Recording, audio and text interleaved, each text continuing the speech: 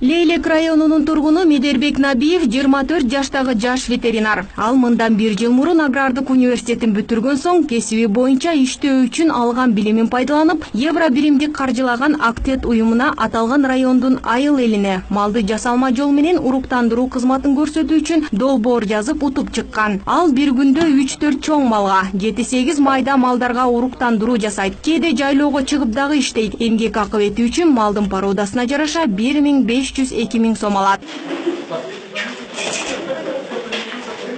Ошол эле кезде малдын сапаттуу породасы үчүн уруктарды Индонезия өлкөсүнөн буйрутма аркылуу алат. Адис мал чарбачылыгында асыл тукум малды көбөйтүү жана эт сүт тармагына ылайыкташтырган сапаттуу продукция багыты үчүн иш жүргүзүп келет. Ветеринар райондун климат шартынын катаалдыгын эске алуу менен уруктардын кылдаттык менен тандайт. Малдоодур район аймагында 100 уйду. Ал эми жаңы жыл башталгандан бери 30дан ашык малды жасалма уруктандырды.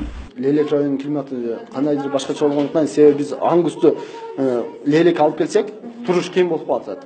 Канча бир убакытта өлүп калат. Ошондуктан биз аңгустун баасын салганда жергиликтүү болуп чоңоюп атат балдары. Туулган балдар жергиликтүү болуп ошону чоңоюп атат.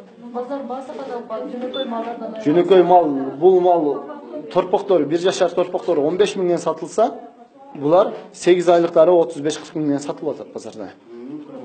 Бизе ошол киреше болуп атат. Ал эми бул жер Дооронбек Абназаровдун мал союучу жайы. Бул ишкана убагында кароосуз калган сарай болгондуктан ишкер Баткен облусунун элинин саламаттыгы үчүн фитосанитардык талаптарга жооп бере турган жергиликтүү касапчылар үчүн мал союла турган жай ачуу идеясы менен тендерге катышып, аны жеңип алган.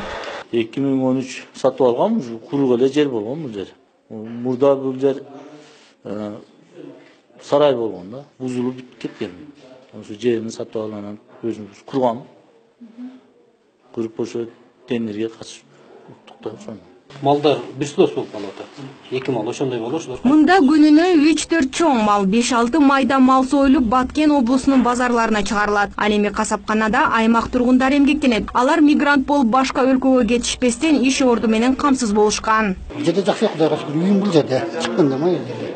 Айлыгыбыз мисалы 3-кө бөлүнөт да. Бир малды 800-ге сая турган болсок, бул 15-14 нормально. Эми чет жакка баргандан көрө бул жерде өзүбүзгө жакшы да.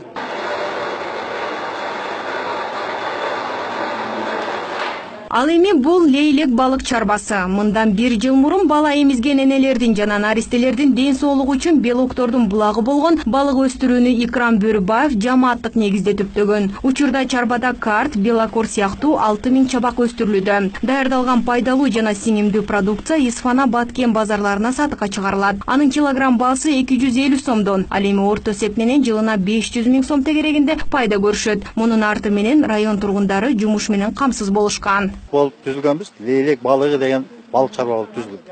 Бул жерде 11 баягы эмештебиз, биздин группабыз 11 эме бар. Ошо биринчи алып келгенде ошо Евросоюз тарабынан балыктын чабактарын да өздөрү алып келип, баардык проекттин эмесинде болгон да.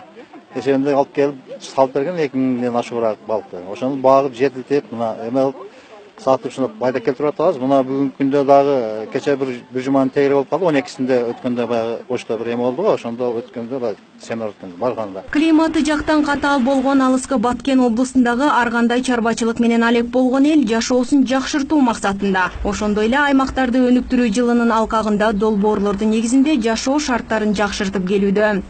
Сүйүнай Тагаева, Азат Муратбеков, Пирамида, Баткен облусу.